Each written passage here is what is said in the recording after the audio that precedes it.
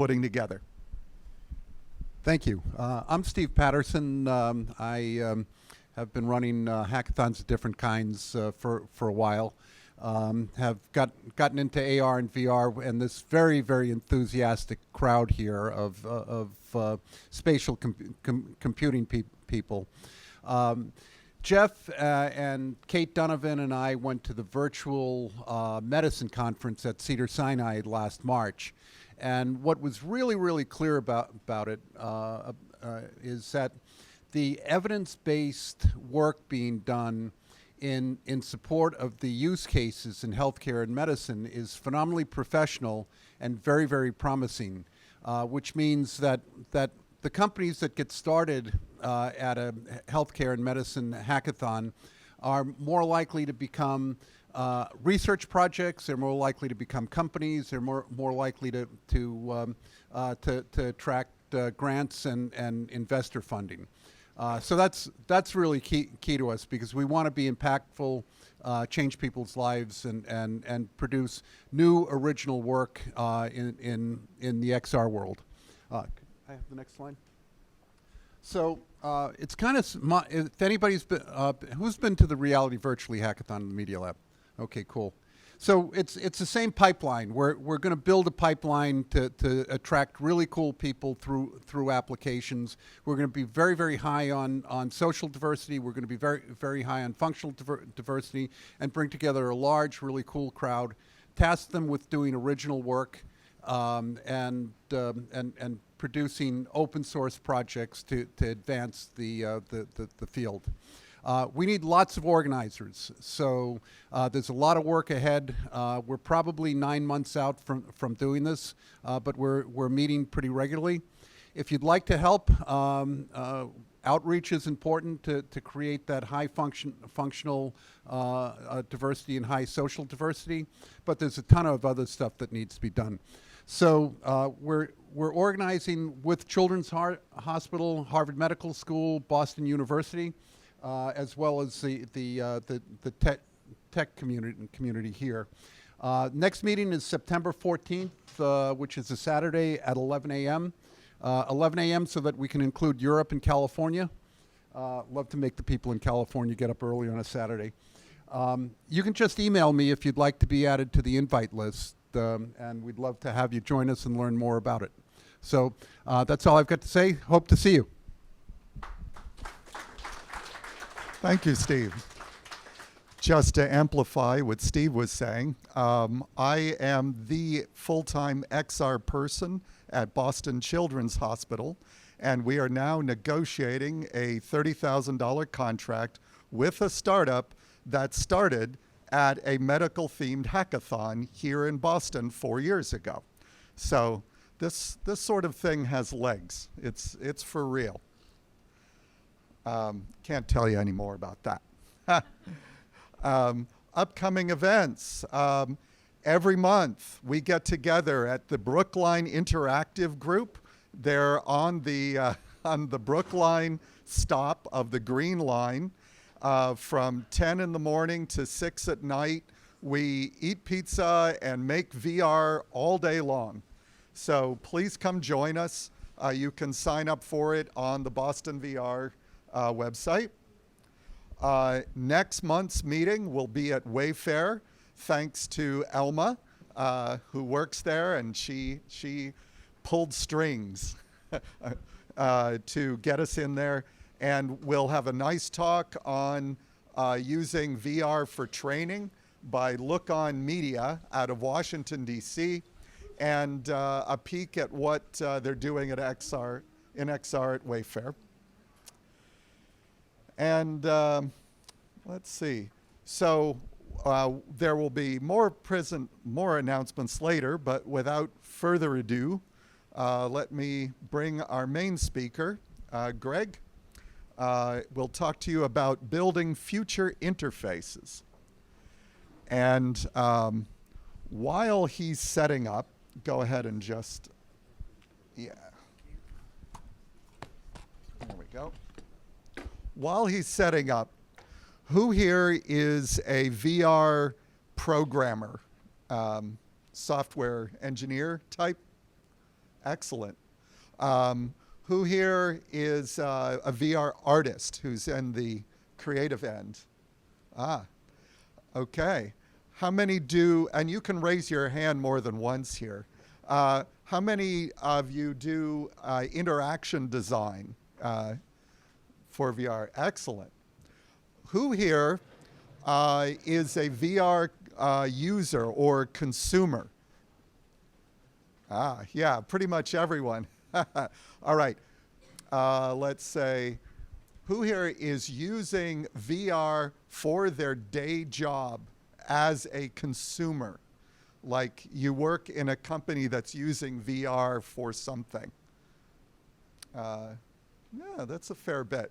Who here is completely new, never done this before? Excellent, excellent. And this is why Boston VR is such a good venue. So if you need to demo anything, we've got an open door policy. We'll list them out after the talks. And because you can get all kinds looking at your work. So without further ado, here's Greg. Awesome.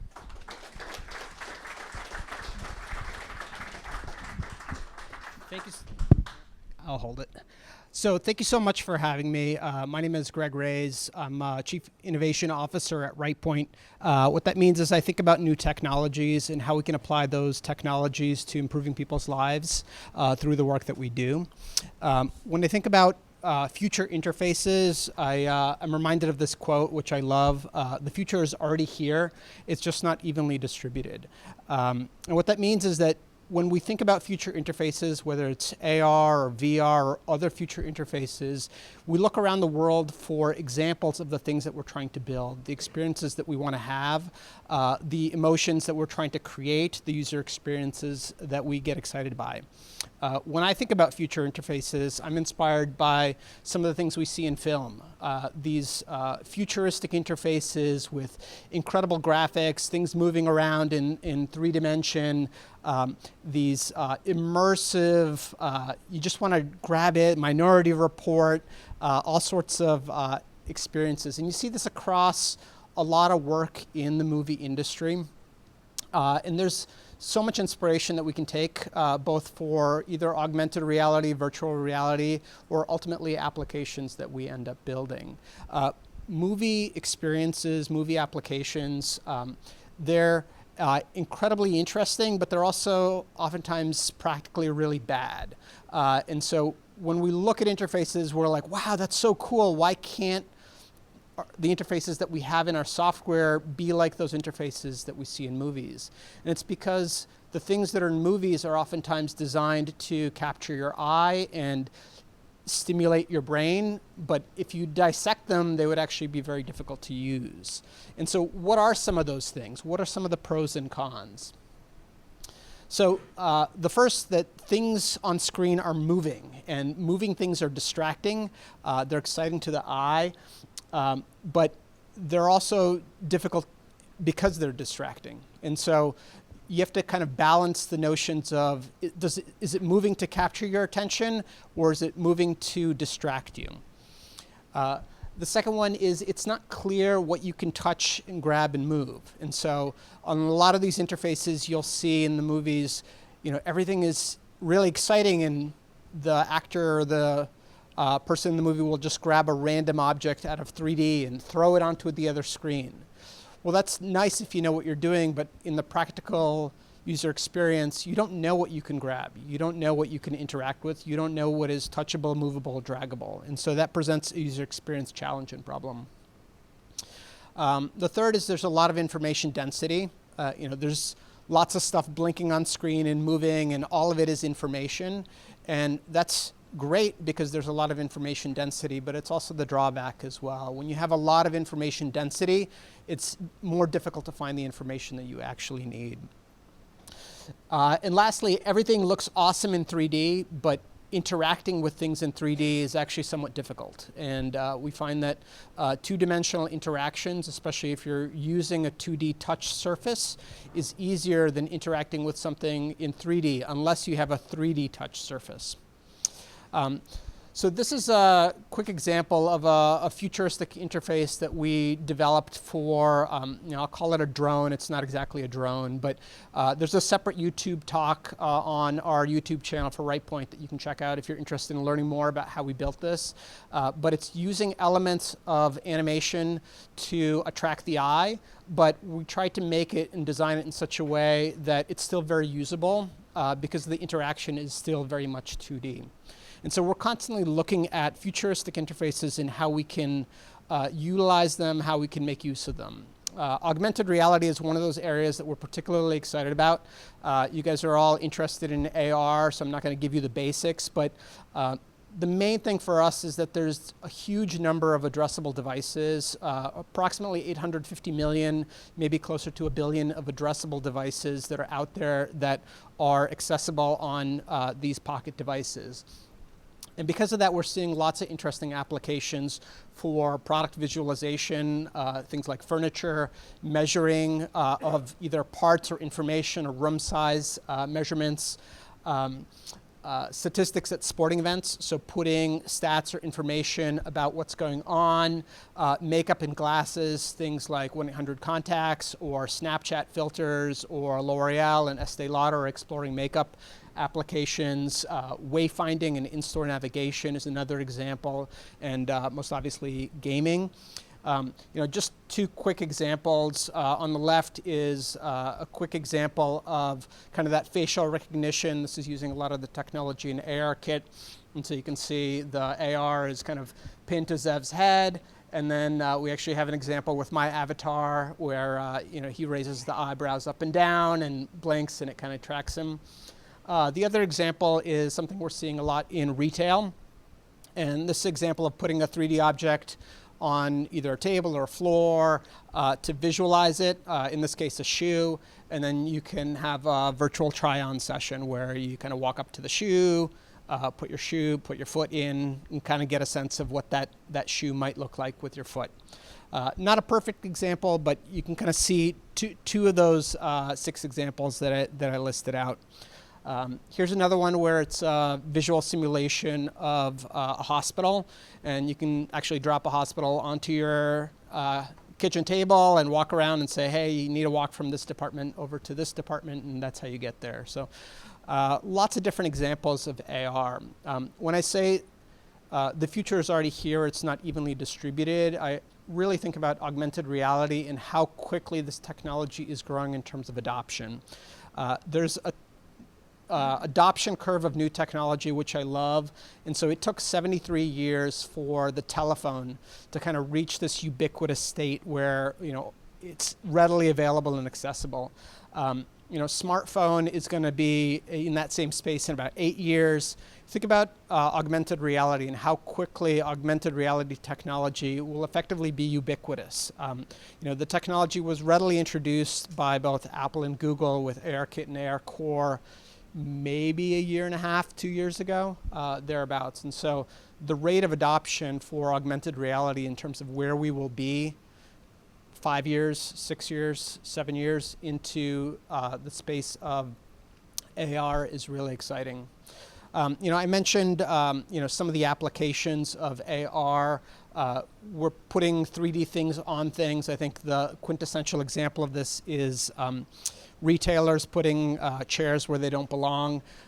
Here's IKEA, Amazon, and Wayfair putting chairs in random spots in people's homes. While it's kind of funny, I think there's really great examples of this product visualization, virtualization as well. In addition to AR, we are looking at VR as well.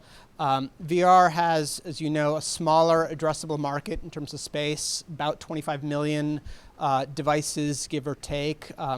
Lots of interesting applications, but very different from augmented reality in terms of where we're seeing market pickup, meaning companies paying a development firm such as ours to build an interesting and exciting product. A lot of interest in the gaming space, as you can imagine. A lot of interest in training and simulation, especially for expensive or large devices. some interesting non-game entertainment.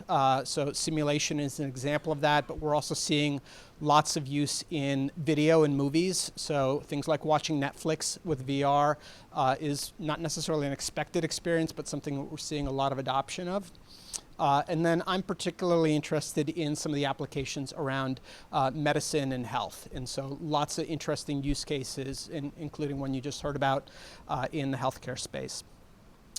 In the VR world, we actually built a playground.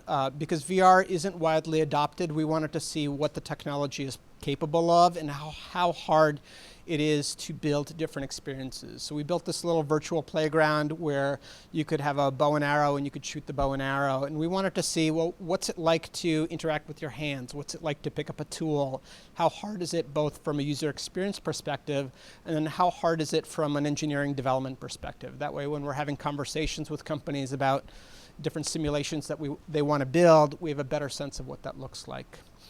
We actually applied some of this to a shopping simulation. Again, for us, innovation is a mix of practical application and experimentation as well. And so this was more on the experimentation side, where you could pick up a virtual object, look around, maybe see what that object would look like with different colors. And then we had a virtual buy button. Again, buy buttons don't really exist in VR yet, but we wanted to see, well, what is the future of these devices look like? If we're getting fingerprint sensors on our phones, if Apple or Google 5 years from now came up with a touch sensor, what would that buying experience look like? This is showing, some products may not be practical, like a saber, to have in a retail experience. So let's explore what that might be like in virtual reality. Like I said, I have a personal interest in healthcare and medicine, and so I head up an effort within my agency called Rightpoint Health, and we're looking at different applications of innovation technology and future interfaces through the healthcare lens. We want to improve lives through technology and design, so our agency actually does ISO 13485 work, so it's medical device work that can go through the FDA. We're working with hospitals on various portals and devices, a lot of medical IoT, and some digital therapeutics. I'm going to show two examples of work that I'm particularly interested in. This isn't work that we're doing, it's just work that I'm following and tracking. One is how you can do surgical training.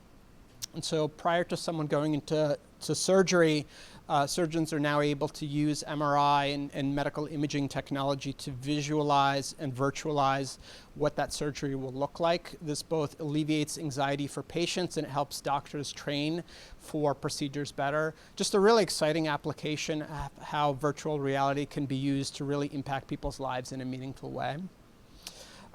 The other example that I'm particularly excited about is a project that came out of Hermes, Brazil. And so what this is this is for vaccines. And so a child can put on these virtual reality glasses and get transported to this magical place. And the nurse has a companion Android application that she can see how to time her movements to be part of the visual experience that the child is having. And so the child has this playful, exciting experience. They're transported to this magical world where this fairy gives her a shot. At the same time, the nurse is actually administering a vaccine. Just an incredible application. No tears, no crying and screaming. It's just a much better experience. As you know, pain is very mental, and so if you can change the perception and change the anxiety around that pain, it produces a very different user experience. So really exciting stuff there. I'm gonna try to do a live demo at the end of this, but I'll show you the stock demo first. That way everything goes smoothly. This is some recent work we did for Angry Orchard. So Angry Orchard is part of Boston Beer Works here in Boston, and they wanted to explore the elements of AR and how they could elevate their brand, their company to the next level. How many of you are familiar with wine pairing? Everyone pair their wine. How many are familiar with beer or cider pairing? some, but a little bit less. Angry Orchard wanted to really elevate the notion of food pairing with cider. And so they had done a lot of work exploring different recipes, different products, and they wanted to bring this to consumers. And so they wanted to both gamify the experience, they wanted to bring it out into the real world so people could share it and experience it in bars and other restaurants, and they wanted to give something to folks to be able to follow up and do it in their homes as well. So if you saw a particular recipe for New York style cheesecake or some prosciutto based wrapped goodness, you could then take it and try that out. So the general idea is you can hold up your phone, it can scan the label, and then provide some of those food pairings and kind of a visual experience around that particular product. Ryan, the cider master, would tell you a little bit about the particular product that you have in your hand, maybe some of where it came from and some of the things that make it particularly special. So I know what you're asking, why AR? And the key thing is we wanted to really elevate the experience. We wanted to make something that was interactive, not passive. And so it could have been just a video. It could have been, hey, here's a YouTube video telling you what this particular cider is. Here's a video of how to cook a particular recipe. But we thought that that was a pretty passive experience. We wanted it to really be an interactive experience, something that people can hold in their hand, can see, can touch, and can have fun with. We wanted to incorporate gamification, and so there's elements in the application where you can only see recipes for a cider that you have in your hand, and then as you experience new ciders, you will unlock new recipes. And so there was a gamification concept that we wanted to incorporate in the application as well.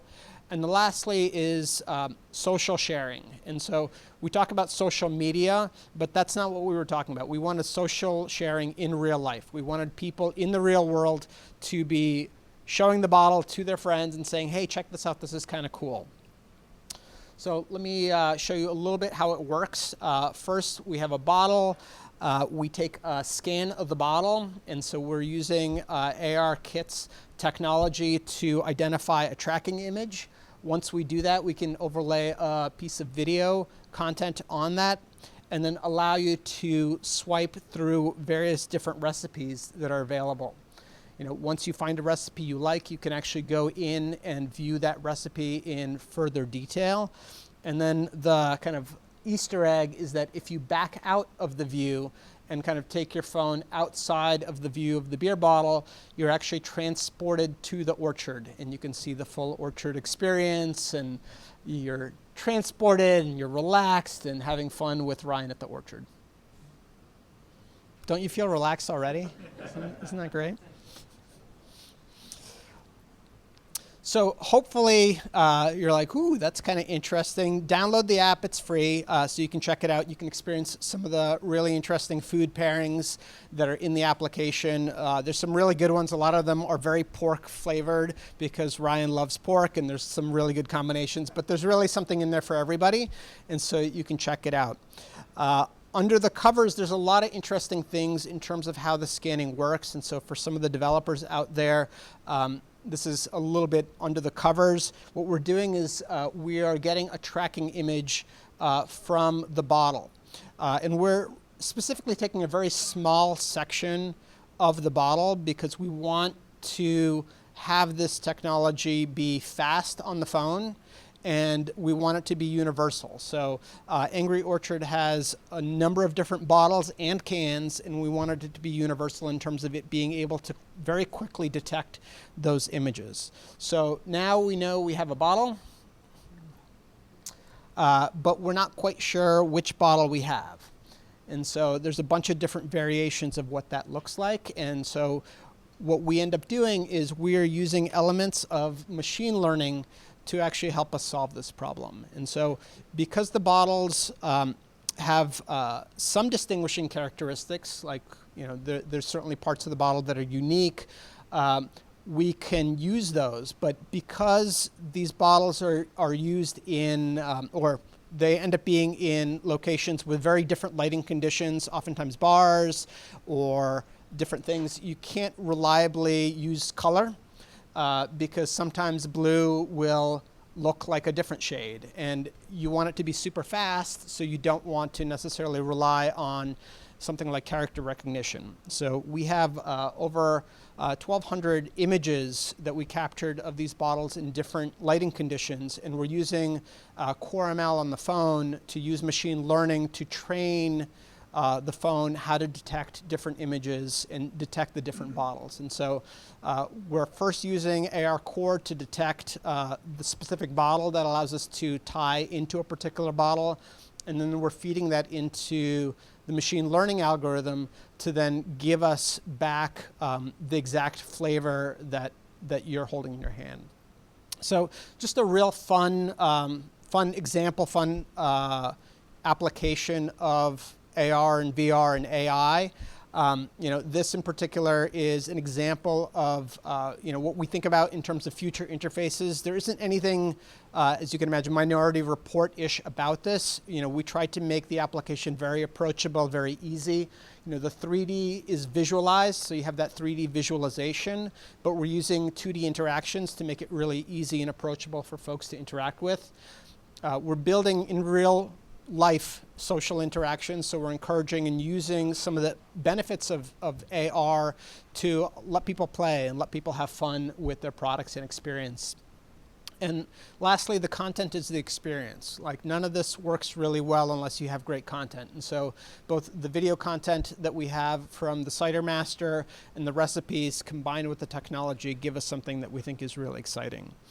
I don't think we have to go back to the future to build future interfaces, and I'm really excited about building the next generation of interfaces. I'm now going to try a live demo, which, as you know, don't do that in a talk, so that's why I saved it for last. Just give me a sec.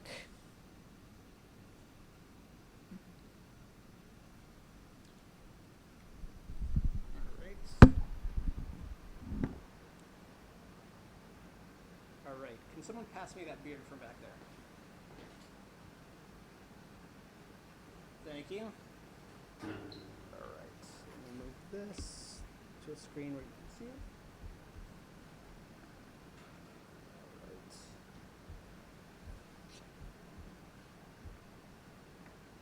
All right. All right. What could go wrong? Hold on. So looking for a label. Let me try on the table. This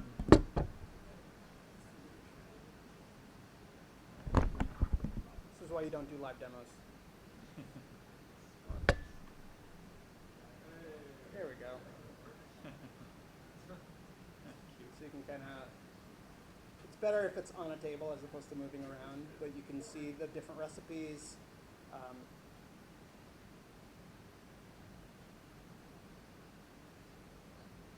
Anyways, you get a basic idea. So that's all I have for my talk. Happy to answer any quick questions from folks in terms of some of the work that we're doing or anything AR, VR related.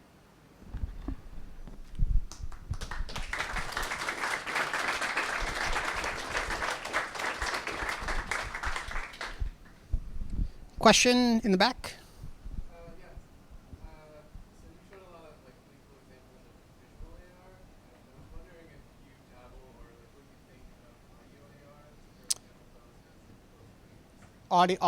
So the question is, what do I think of audio augmented reality experiences? I haven't seen a lot of them, or at least not a lot commercially. There's some interesting work that we were doing with Perkins School for the Blind, and they were exploring, and I'm forgetting the name of the technology, but they were exploring an augmented reality for people who are visually impaired, where other folks remotely could be their eyes and provide an auditory experience to that person who is visually impaired. I thought that was a really exciting and interesting application of augmenting that person's reality. Beyond that one, I'm trying to think of other examples.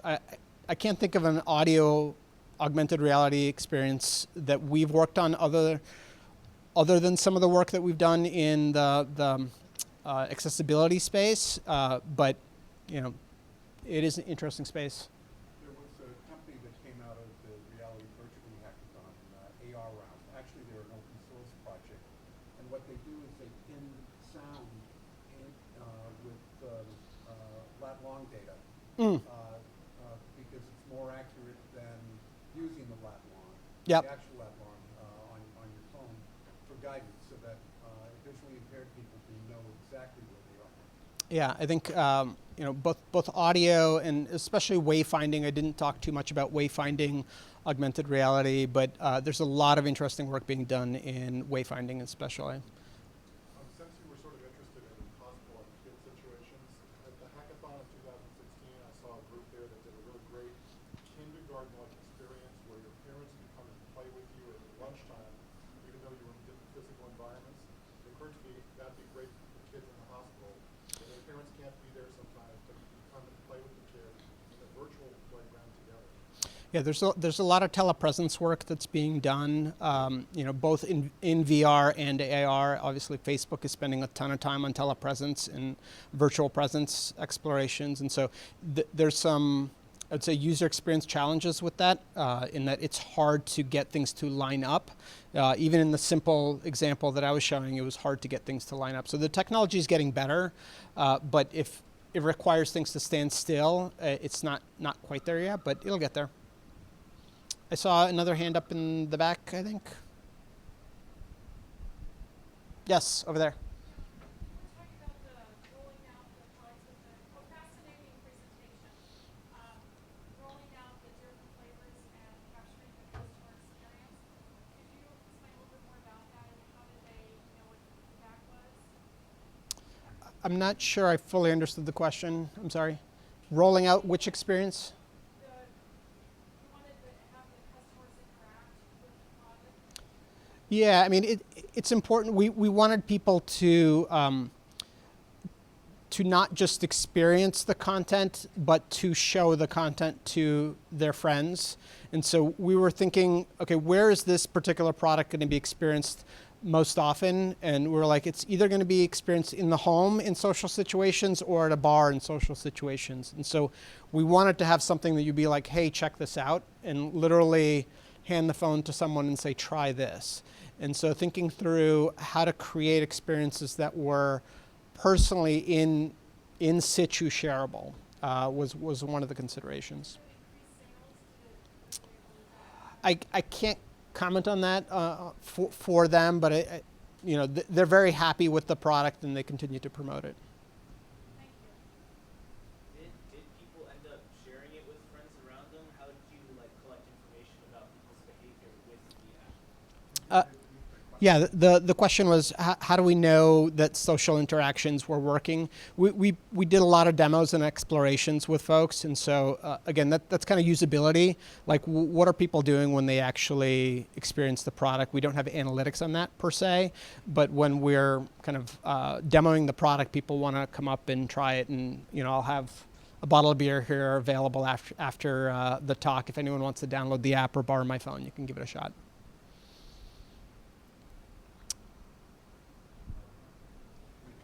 All right. Another question or two while I'm switching. I can amplify what he's saying. We're doing a pain distraction study at Children's Hospital right now, just having the kid play a game because VR is so distracting that you don't feel pain nearly as much. But what Greg showed you is really taking it to the next level, which is sort of remapping it. Yeah. And there's research going back 30 years that shows this sort of thing really works. Here we go. Let's hope this works.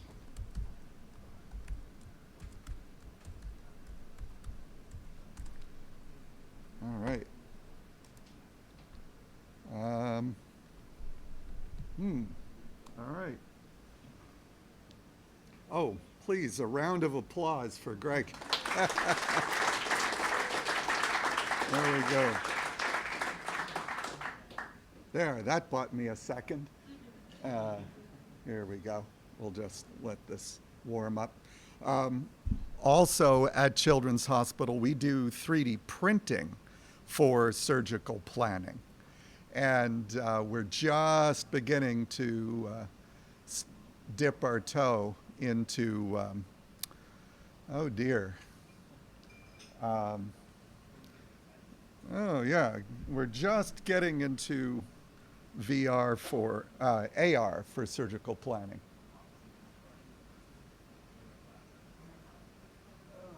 I'm probably stuck in the warm-up period. So while I hope that gets going, we have a lightning talk that we'll have just as soon as the projector is going to work for me. Can you mess with that? All right. And let's see. So we have a series, we have a bunch of demos here tonight. Greg is here with his orchard bottle. We have Mr. Yes. Yes, could you introduce yourself and tell us? While this is zapped, I just want to let people know Virtual Rendezvous is something Okay. we're working on for ages. It's a He platform should be in built that above office. MaidSafe I and don't know, Raven corner? Shop, Or- and Praxis. It goes with a layer cake, and then up above I'm doing both a multiplayer game launch and an iPhone AR app and a Quest VR app. So if anybody's interested in working with me on this kind of stuff, it's multi-user, reputation-based nano payment platform, plus cool like demo example games. And over time, other companies can join. So imagine Linux plus Red Hat. The Linux is going to be nonprofit charity platform. Shay, open source, we're dead. and the Red We Hat need is help consulting with the projector. and making money with companies. Yeah. So if you're interested in this basic area, just Google Virtual Okay, Rendezvous. see that. In LinkedIn to find me, or on the web, Google Virtual Rendezvous to find out more, okay? And I'll be here all night. Super. Let's see. Let's see. Mr. Nichols is demonstrating the Oculus Quest, which is the best headset ever I have seen. There we go. We're good. And while I was listing it out, let's see. Yangli Liu, she is giving a demonstration in the far corner, and she's going to spend 10 minutes telling us about her project.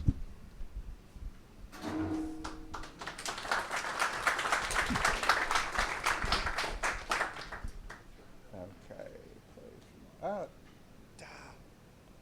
Oops. Oh, there Yep. you go. You can Just just press the arrow. okay. Good evening. My name is Yang Liu. You can call me Amy. It's a great honor for me to present my work here today. I'm a media maker and artist working in all contemporary and emerging media right now. With a background in broadcasting and TV, I see myself as a storyteller. For the past 2 years, I have worked on multiple VR projects, from the 360 video to VR projects generated by Unity. So today's demo is about my experience creating an art project, Captain Memoirs, in which I explore the multiple dimensions of this project. Captain Memoir explores a moment in the life of 6 people who have felt trapped by social expectations, circumstance, or their own choices. This project creates intimate virtual space that can be confronted, shared, and felt. Immersion can be achieved if viewers experience an imaginary world as their primary reality and have some sort of response. In this work, it is believed that any individual can be portrayed as a vessel. In our journey that we are inevitably filled with emotions, we are constructed by life and trapped by life. I think using a glass vessel to embody everyone's public facade is already a step towards uncovering the nature of life. Quote Sheila, participants did not change place, but change their own nature. I took some inspirations from Osmos. Osmos is an immersive virtual environment produced by Charles Davis in 1994-1995.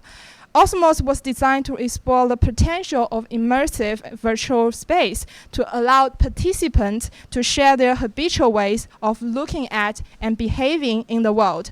One of the Davis' intentions for Osmos was to create a space that is physically innovating.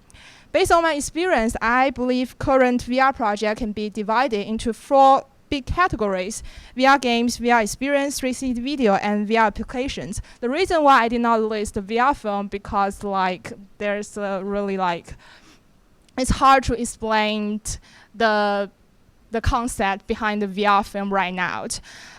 Each genre provides a unique set of conventions, and in these projects, participants will enter in an illusional world surrounded by 6 giant glass vessels. They are inside a cylinder-shaped space. Using the controller, which is wielded as a hammer in the virtual space, they can hit rectangular spots to trigger people's stories. Participants can pause or restore the stories by hitting the rectangular spot again. They can also choose to trigger another story by their own choices. Visual technology right now provides a range of applications which will allow the artist to create 3D imagery from 2D plane by using controller. In this project, I used teal brush to create the character 3D portrait paintings. I actually test out several VR creative tools, if we call so, to set down before with this teal brush. You can see here, they are the Oculus, Median, Google's Block, and Quill, and Teal Brush. This one is what I created for this project. And the first sound the participant will hear is a muffled sound that created by the 6 storytellers. Like this story, 6 storytellers came from 4 different countries. So I believe this piece can be like a worldwide piece in some way. Except that the Captain Memoirs also provide the audience the freedom to walk around and observe these avatars from different angles so they can get an understanding about how we look like in different people's eyes.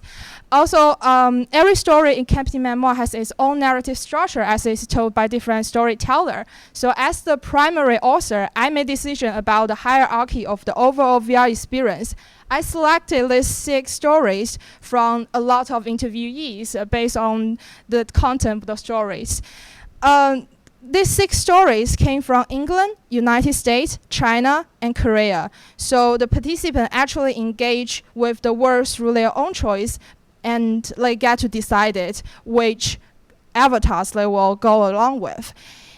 Except the narrative, I think interaction is always the most important part in the VR experience because that's how audience will engage with the works and how they interact with the content. So these projects provide the symbolic shapes of these vessels and also the interface and agency, which is the hammer that will interact with the work. So I do several user tests before choosing the current mechanisms that's the hammer to interact with the work because the formal version was a brick and it's not straightforward for the participant to understand how they will use that brick to interact with the work. For me, VR can be a most promising medium to bring social and cultural change. As an artist, I find myself unavoidably attracted to this emerging media as it involves me with new ways of seeing, thinking, acting. VR bridge the gap of communication between me and the people I'm close to and shorten the geographic distance between countries and culture. Last but not least, virtual reality becomes the intentions of participants as they can observe their surroundings from the angles that only exist in their illusions. Captain Memoirs, as a highly hybrid artwork, provides a participant framework for the new ways of I interrogate how visual representation, sound, space, narrative, and interaction are arranged to constitute a new way of expression. If those who enter this world experience a sense of aesthetics, immersion, presence, interaction, and free will, I believe this work become a valuable exploration of VR experience. Thank you for listening, and here's my contact information. Thank you so much. And you can try it in that corner. We can have a question or two. Okay, sure. If anyone have questions about my work. Well, just like, yeah, hi. How long have you been working on this from concept to where you are now? Like 3 months.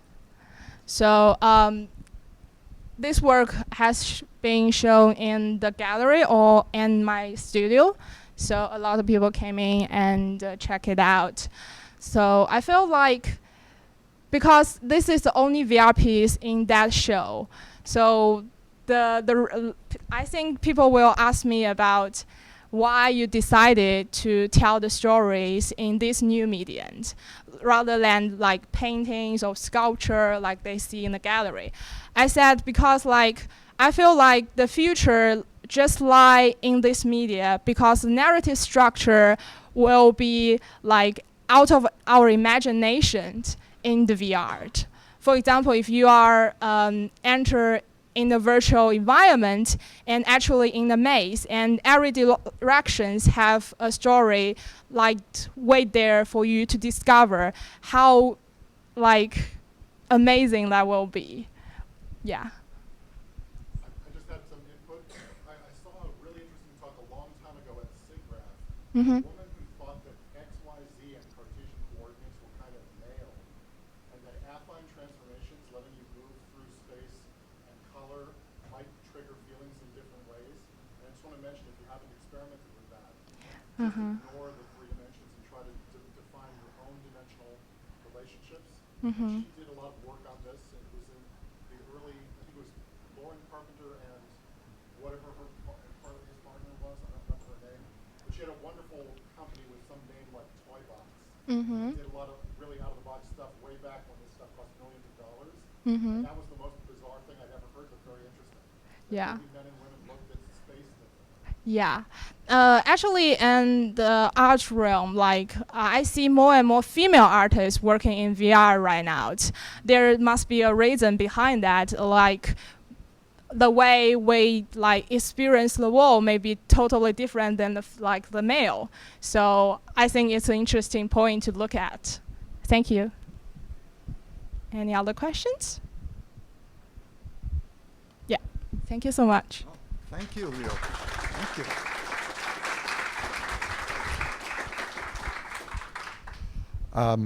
So I've been in VR for almost 30 years, and now is the best time ever to be doing XR. And one of the great things that gives me enormous pleasure is people like Liu having access to these tools, because for all those years it was mostly programmers, scientists, and literally a couple of dozen artists had access to the tools, and now so many more do.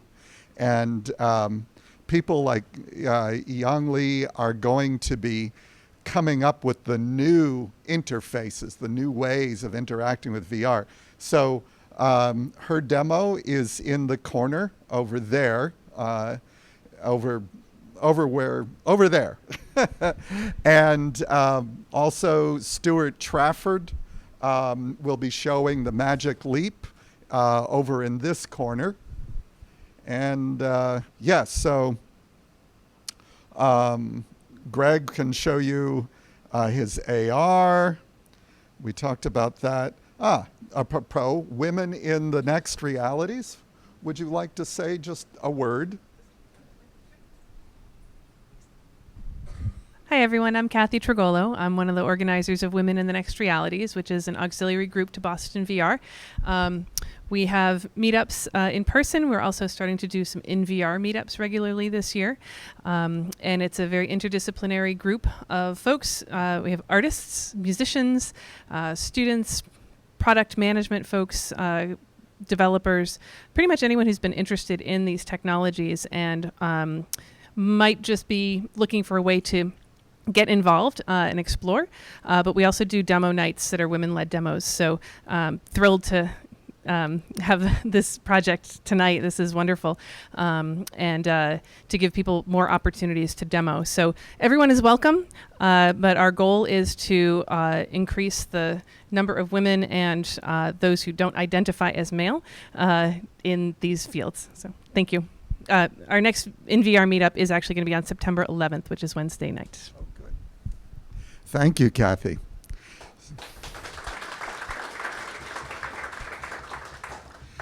We have Boston VR t-shirts for sale, $15 a piece. Come get them. Let's see. Please take a photo, upload it to this event site. If this is our current team, Craig, our CEO, myself, Jerry Bai is our volunteer coordinator. He's helping with ops. Jason doing the podcast.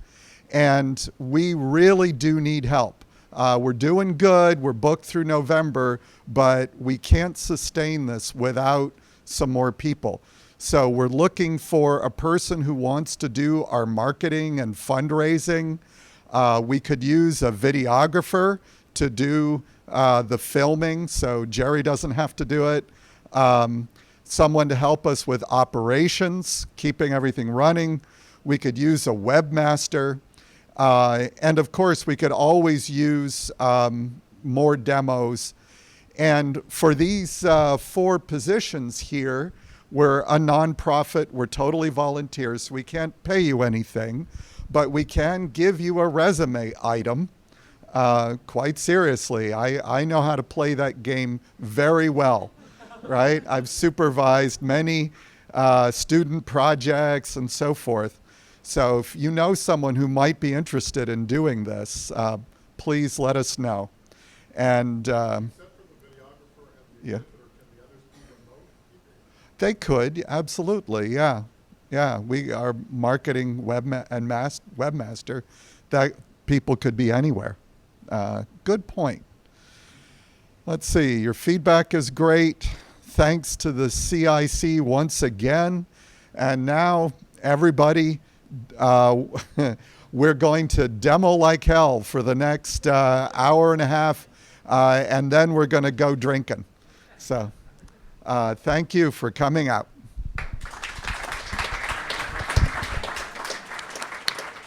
those who haven't tried the setup procedure of the Quest, I've been trying it with people aged 3 to 8, and as long as they understand English, kids can do everything, including the part at the beginning that's supposed to be done by the adults. Nice. So if you haven't tried